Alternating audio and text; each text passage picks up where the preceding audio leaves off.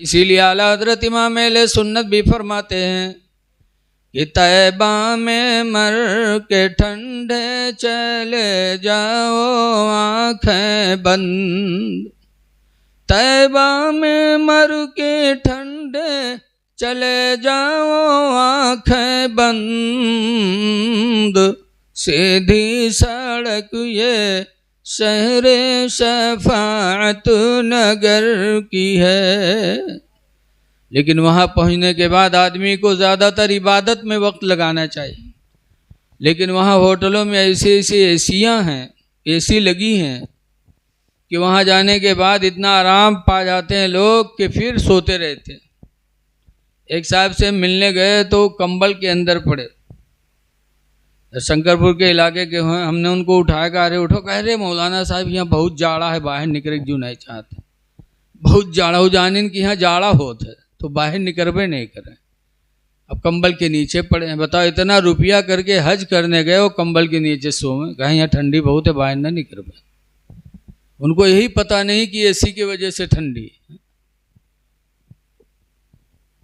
इसलिए वहाँ का एक एक लम्हा इंसान अपनी कामयाबी का सबब बना ले।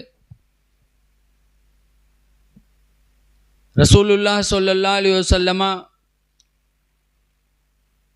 की सुन्नत समझ करके आदमी को चाहिए, अल्लाह तौफीक दे तो अपने अहल व अयाल को भी ले जाए।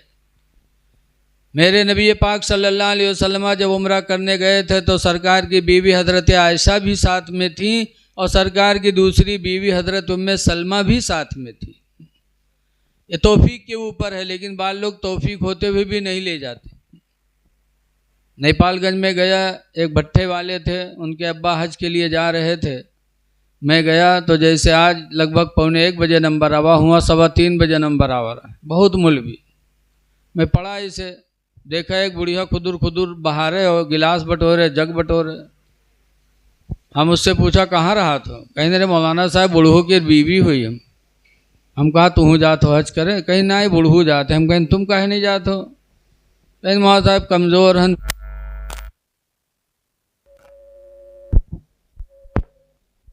तो हमने कहा कि अल्लाह के घर जाने के लिए, खुदा के घर के तवाफ़ के लिए तुम कमज़ोर हो, बीमार हो, और गिलास और प्लेट बटोरे के लिए रात के 4 बज गए हैं, तुम्हारे थका नहीं लाग, खुद को दौरी घूमत हो तुम। ये औरतें इतनी डाइन होती हैं कि इनको अगर समझाओ तो कहें जाओ तुम ले लो जन्नत, तुमका ज़्यादा ज़रूरी हम न जेबे। ये कमअक्ल होती हैं। इसलिए औरतों के ताल्लुक़ से है, हदीस में हज़रत आयशा रज़ी अल्लाह ताला अन्हा बारगाह रिसालत में हाजिर होती अर्ज़ करती हैं, अस्तशीरु का नक़्ज़ु या रसूल अल्लाह, ऐ अल्लाह के रसूल मैं आपसे ग़ज़वा में जाने की इजाज़त मांगने आई हूँ, आप मुझे इजाज़त दे दो कि अल्लाह की राह में मैं जंग लड़ूँ। तो सरकार ने फरमाया था जिहादुकुन्ना अल हज्जुल मबरूर, तुम्हारा जिहाद तो हज मबरूर है, हज कर लो, उम्रा कर लो, गोया कि तुमने अल्लाह की राह में जिहाद कर लिया। तो बहुत सवाब है हमारी माँ बहनों के लिए, अल्लाह ताला उन्हें भी इसकी तौफीक अता फरमाए।